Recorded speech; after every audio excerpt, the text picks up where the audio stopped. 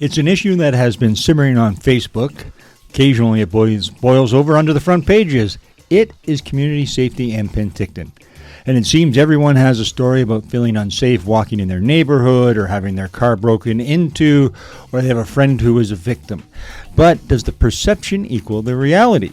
Well, a newly released review commissioned by the previous council confirms the worries are with merit. Today on Penticton, we're going to dig into that report. What are the solutions? Is anyone to blame for the explosion of big city problems in our small city? Can Penticton be expected to go it alone? Should the city be on the hook all by itself for the costs of these work that needs to be done? Joining me today are Anthony Haddad, General Manager of Community Services, and JoAnne Kleb, Manager of Communications and Engagement for the City of Penticton.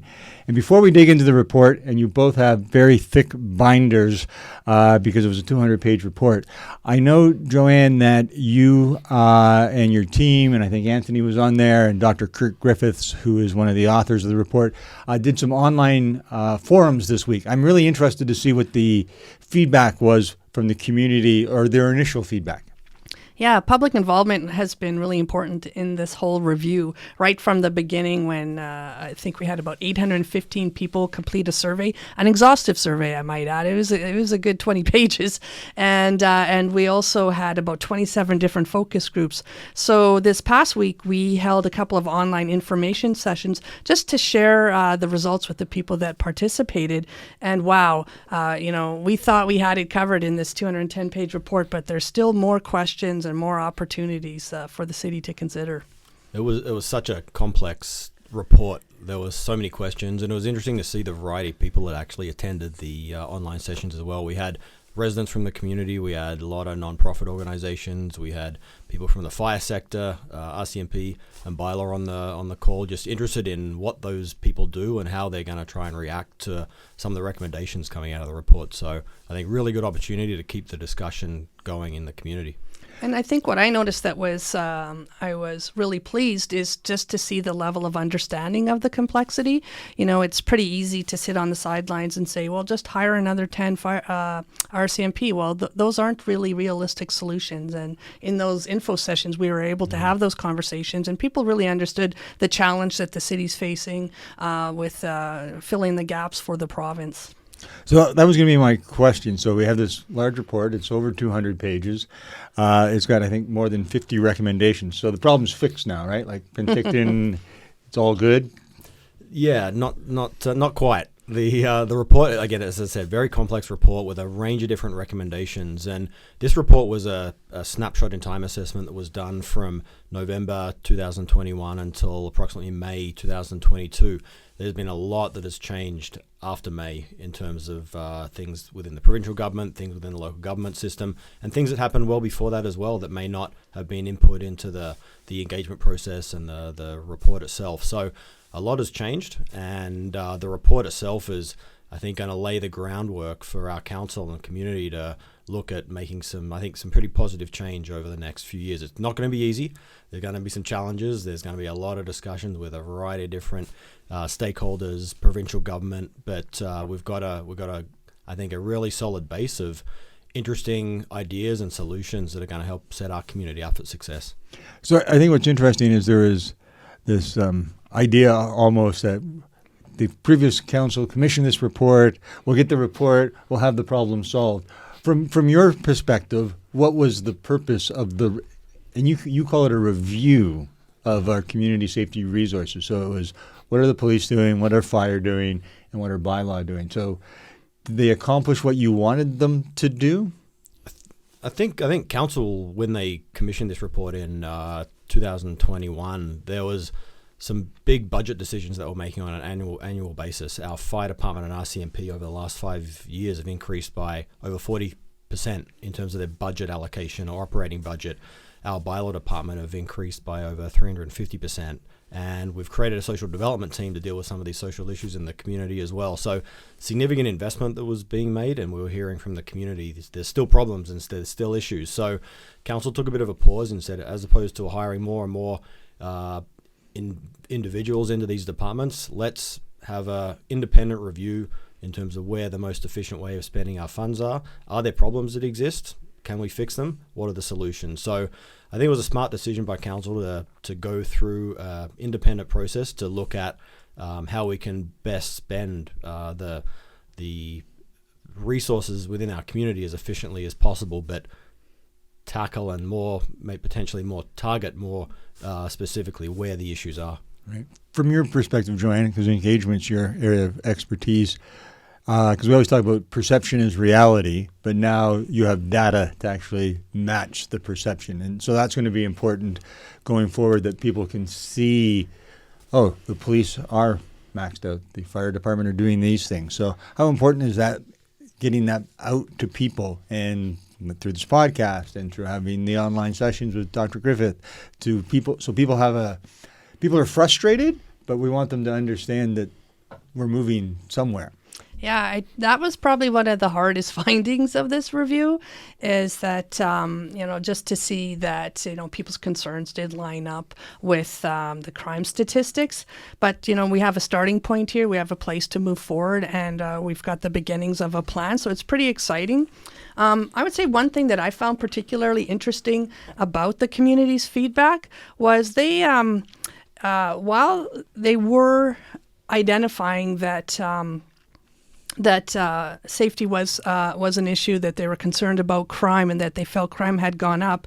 A lot of their concerns did also stem back to homelessness, mental health, and illegal drugs, as those were the reasons why they thought crime was going up. So that was really interesting insight. So whether or not we're able to better address crime with the RCMP, there's still that lagging issue of some of the social issues that we have in the community that also need to get addressed. And this review doesn't necessarily give all those solutions. What they do offer recommendations on how the city could possibly kind of continue to fill those gaps with the province. But ultimately, there's a lot of social issues inherent in what people are experiencing as community safety. So fill the gap. That really underpins this report, that, and we'll get into a bit more about how stressed the police are and how stressed the fire department are, but that's because they're doing things they probably shouldn't do, but you have to do. If you're Chief Larry Watkinson and you get called to a medical call, you got to go. Even if it's not really your job, you still have to go. So how much of that does that really underpin the report is we're doing more than we should? Yeah, I think we've been doing more than we should under the tiers that local government, or the responsibilities that local government are here to provide in terms of their core services. Our fire department have been into the medical response area for a number of years as a first responder to health calls.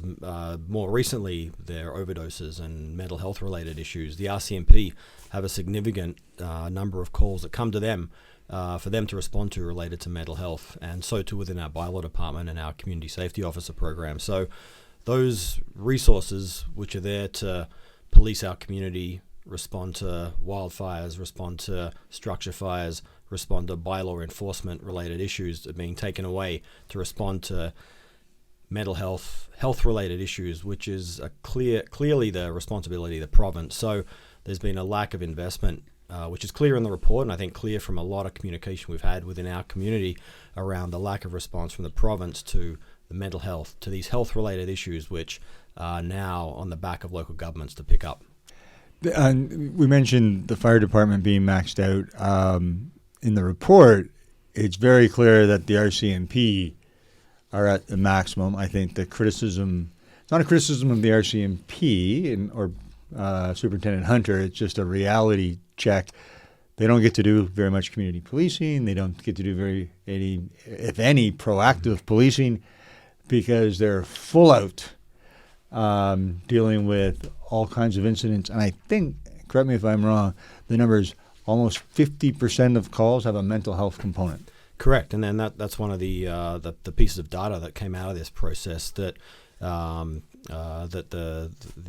consultants looked at, and if we can somehow divert those mental health related calls from the RCMP then the RCMP members can go out there and begin that proactive policing, get back into the schools, get back out on the street, do the traffic enforcement, respond to the bike theft and some of the petty crime and the issues that are causing a lot of grief in our community. So they just can't get to that right now because the demand on the calls for service related to health issues. But that's part of the challenge. And in the report, they call for hiring, I think it's like up to 12 new people at the detachment. Some of those are civilians, not all are acting officers, but that's not probably realistic. No. Again, the timeline on hiring RCMP is a lengthy period, and fire department a little quicker in terms of the needs there, but it's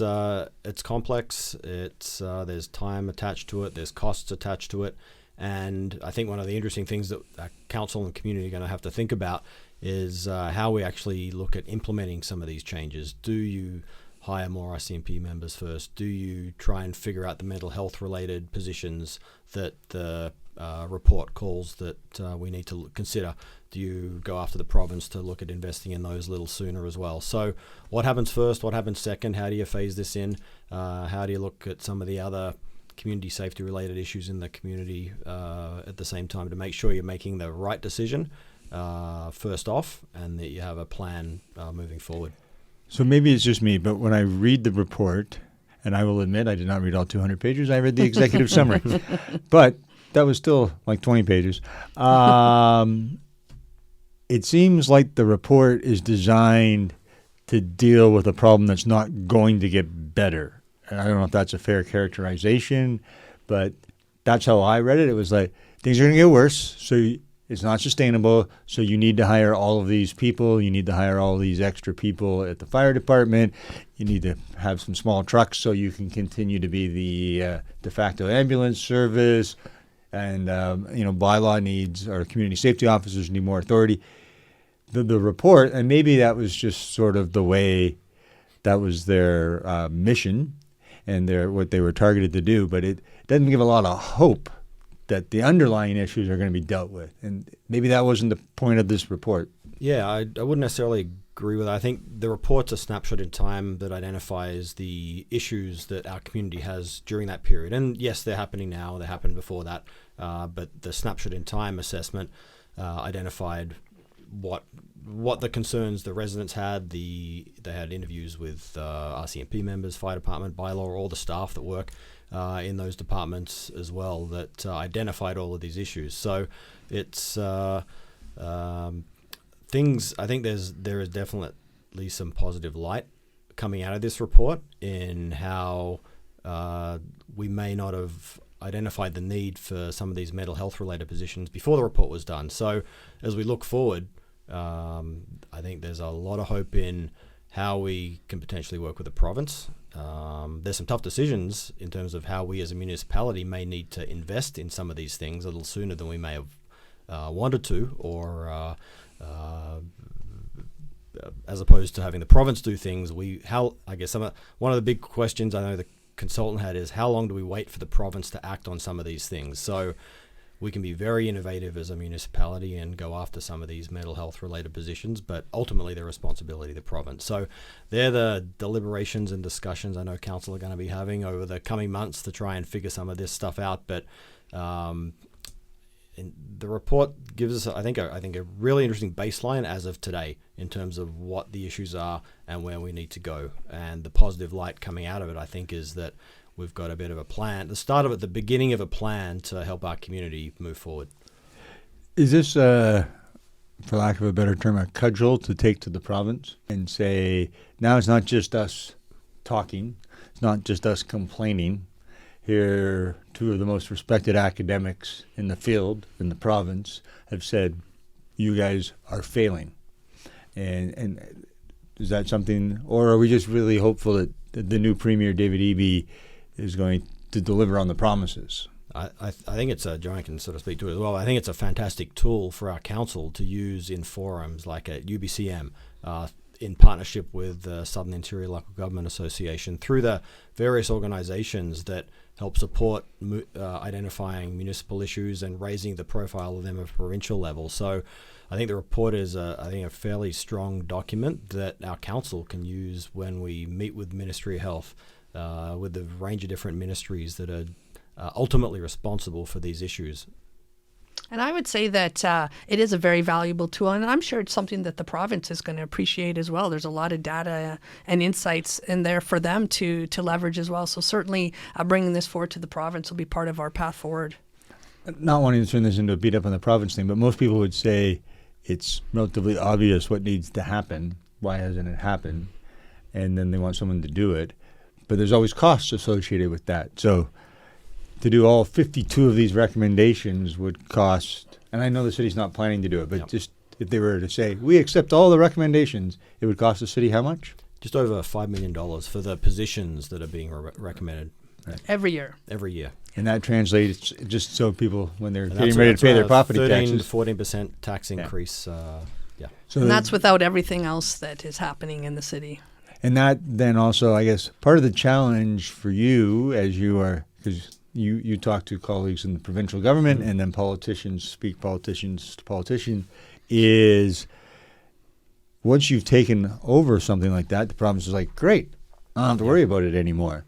And then it also, though, becomes a bit of, I would think, almost a bit of a patchwork. Like if Penticton is doing one thing and it's not coordinated with what the province is doing, like I'm just thinking in terms of mental health beds. Yeah, and that's the slippery slope I think we risk getting into if as a municipality, as local government, we continue down the path of funding these health-related issues. So again, the province, I'm sure, would love municipalities to continue to fund these roles, so that removes them from that responsibility. But at some point, we've got to stand up as a city and say, these are our core functions. We are funded as a municipality through property taxation, which is for a certain purpose. We have utilities, water, sewer, stormwater, infrastructure funds, those sort of things that are here to fund the level of service that our municipality is expected to provide.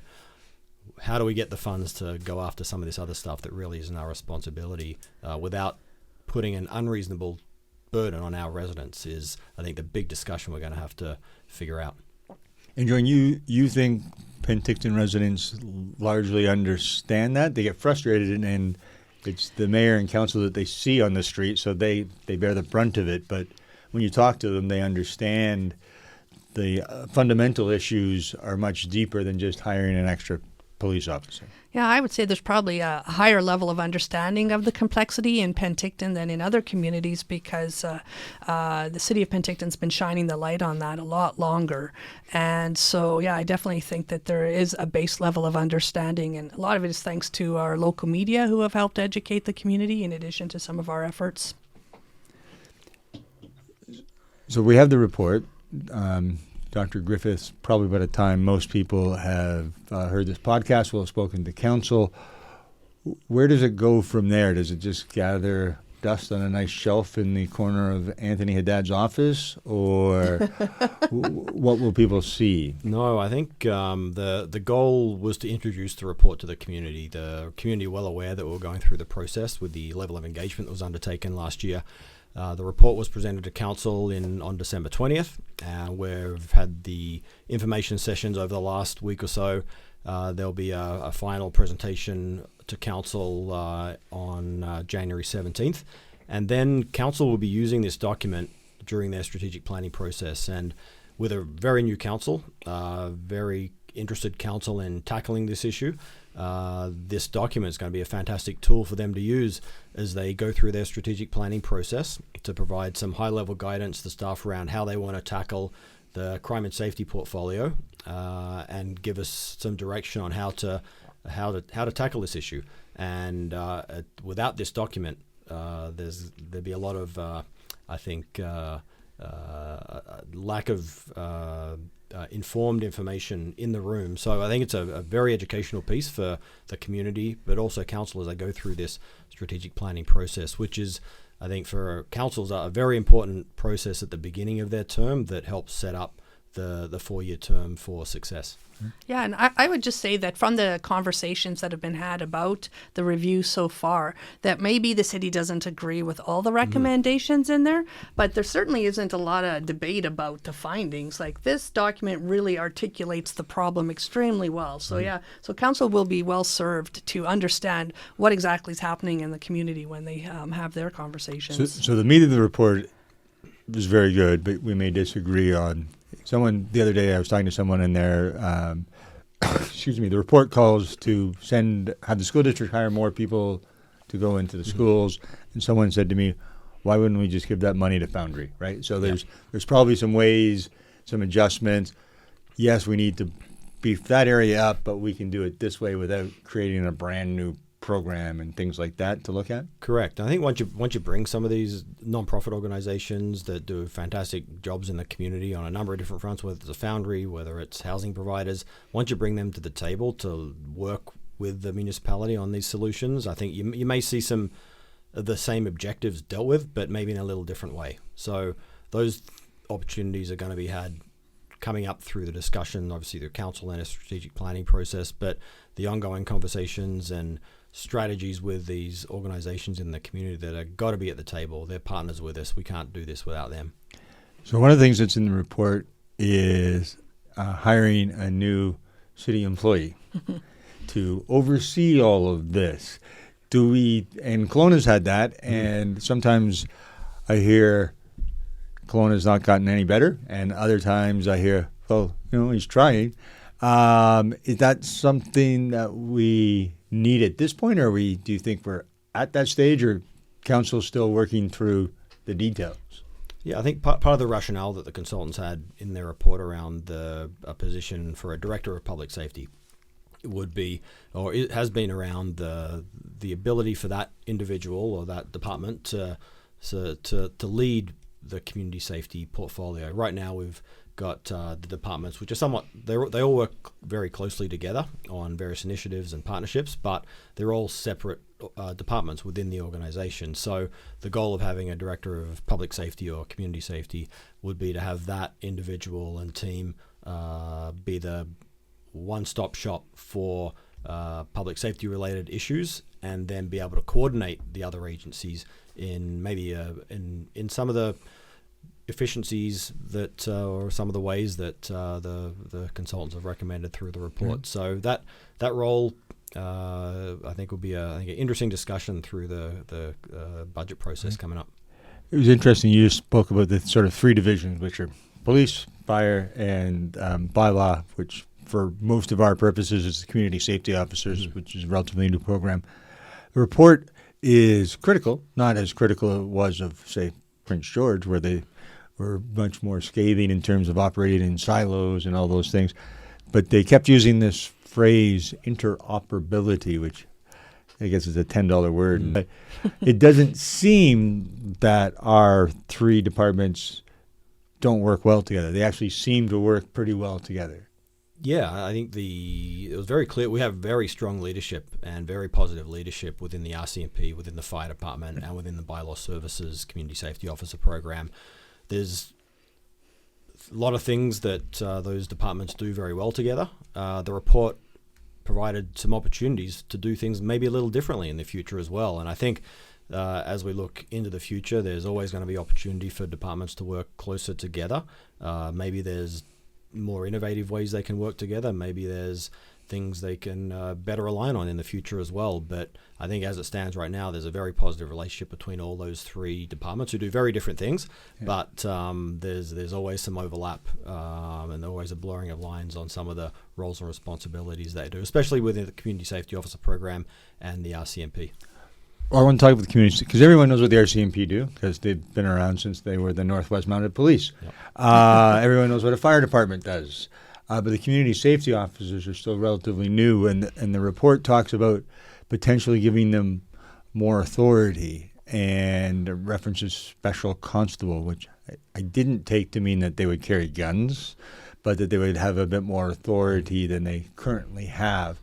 Or is it something that the city can do by giving them more bylaw power to do things like I can remember, I'm old, when the province introduced the Safe Streets Act. And that was something that they did back in the early 2000s. Is there an opportunity, because the community safety officers are in this weird position right now. They do. I spent some time with them. They do a great job. Yep. But they're not the police. And so is there an opportunity for them to have a bit more authority? And I guess I wonder what that would be. Yeah, I think one of the gaps that was identified in the report is their lack of authority, or the lack of bylaw authority that they have to do certain things that could potentially take some of the resource demands off of the RCMP.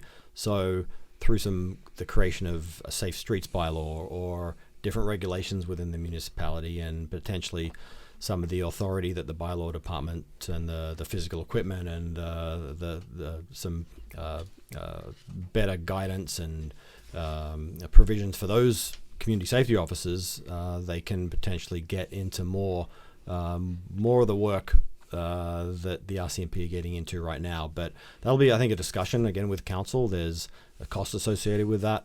There's the relationship between the RCMP and the bylaw services team that needs to continue to be sort of worked upon. But lots of opportunity coming up to look at giving them more authority to respond to more of the critical needs in the community. A lot of the community safety officer program that's been sort of built over the last couple of years, they've been there responding to a lot of mental health calls, moving the homeless population around. The report speaks to how can we better provide key performance indicators for those those community safety officers as well, to provide some metrics on what they're doing, how they're doing it, and then communicating that with the community a lot more as well. I think what would be great for the community to know about our community safety officers, that like the bulk of what they're responding to are what are called like social nuisance in public places.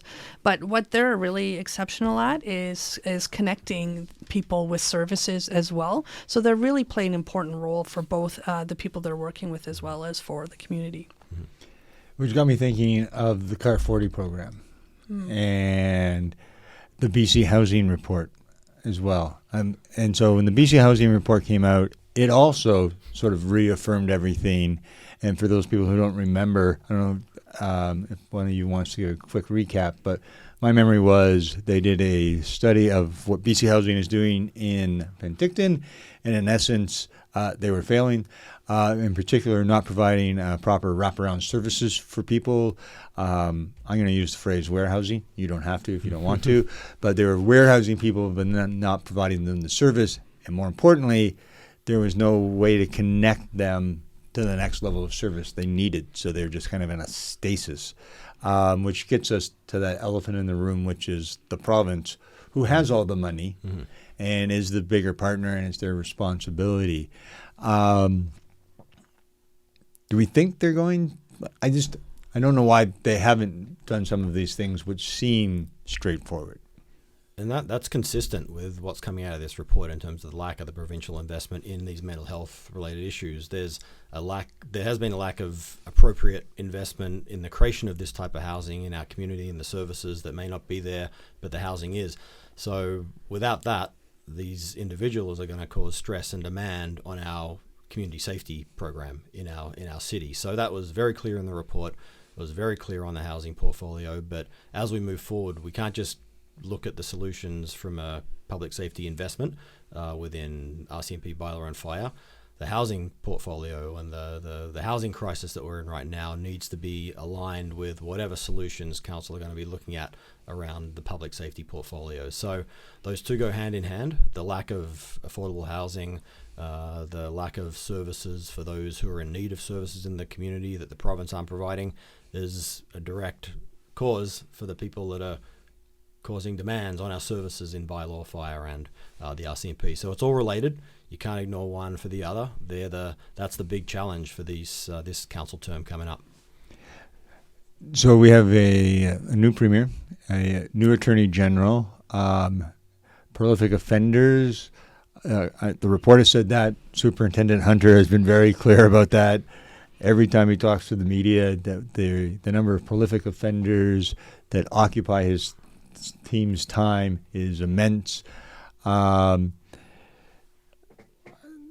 long does it take before people can see? Like, I think that's where people's frustration is, that you talk about it, and I'm not trying to be too critical of the now premier, but he was the old attorney general responsible for prolific offenders and housing, and so people just wonder, like, when are we going to see things better? And I know part of it is rose-colored glasses, and that this used to be a great place, and as you grow, there's going to be some pains, but people feel there's too much pain. Yeah.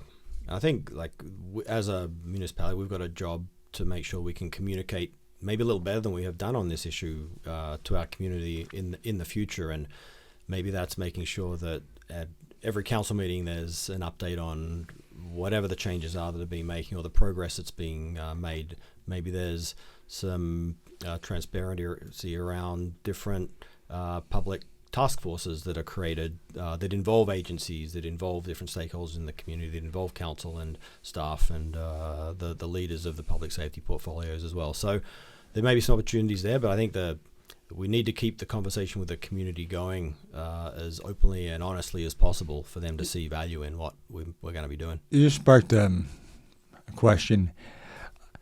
How much of it is the sort of silos that the province finds?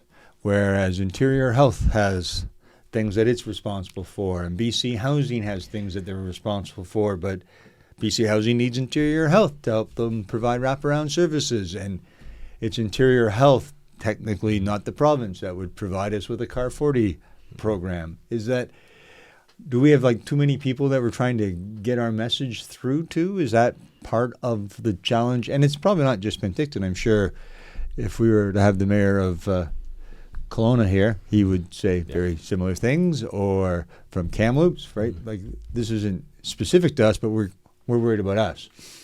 I just feel like these are very significant problems that have just exploded in recent years, and all government organizations are kind of reeling, trying to adjust.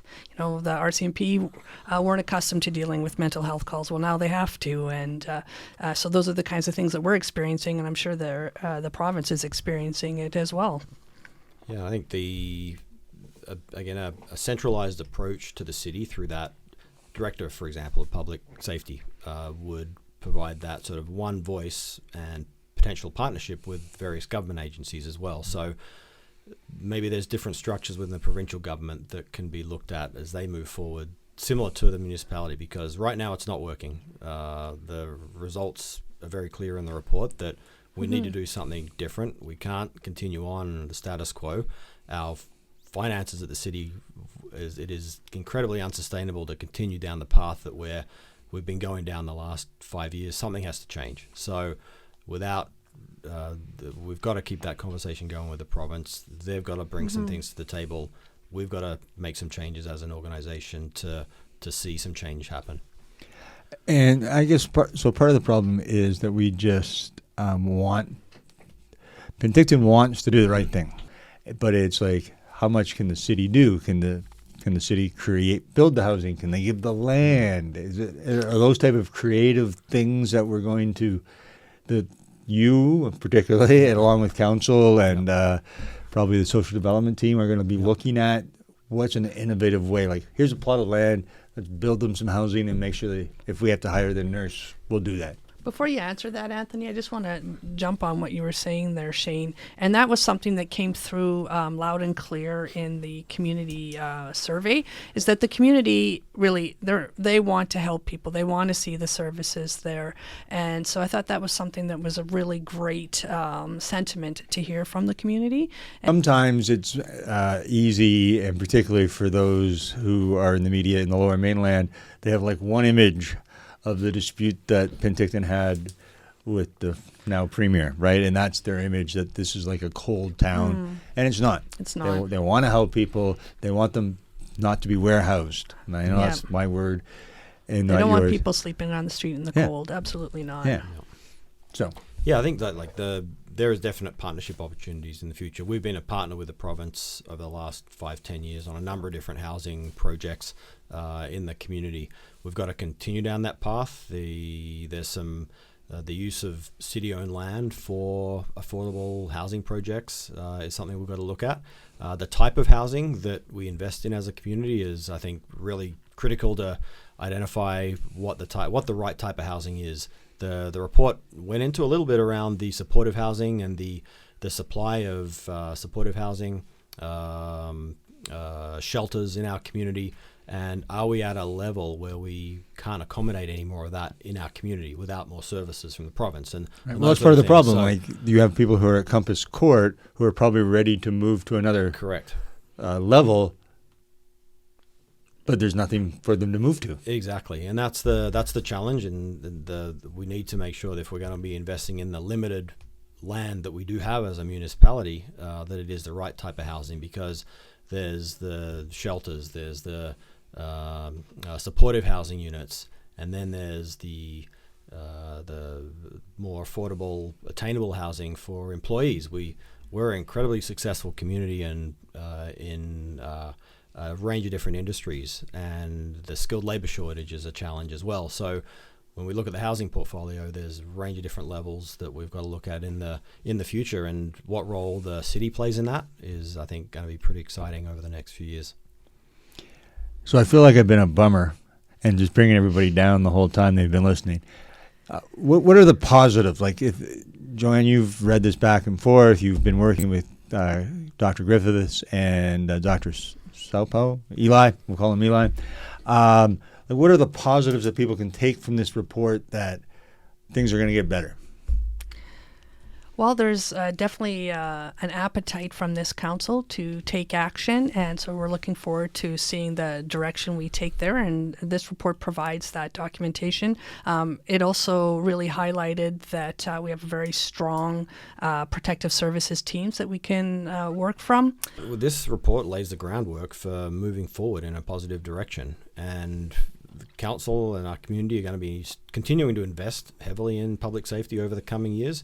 I think it's also important for the community to recognize, and they see it on a daily basis, there is a lot of positive development activity. There is a lot of positive energy in the community around new events, new economic development opportunities that are happening in Penticton on a daily basis. So while we need to fix some things, our community will always need to be moving forward, and you'll see that in different investment opportunities, different economic development priorities moving forward, us moving forward as a community. So it's always going to be a balance. We can't just stop and fix for the next 10 years, or we'll never progress and we'll be overtaken by other communities. So when you look at investment in public amenities and arenas and parks and all those sort of things that people that are moving here love and want more of, we need to make sure we're moving that in tandem with fixing some of the problems that we have as a community.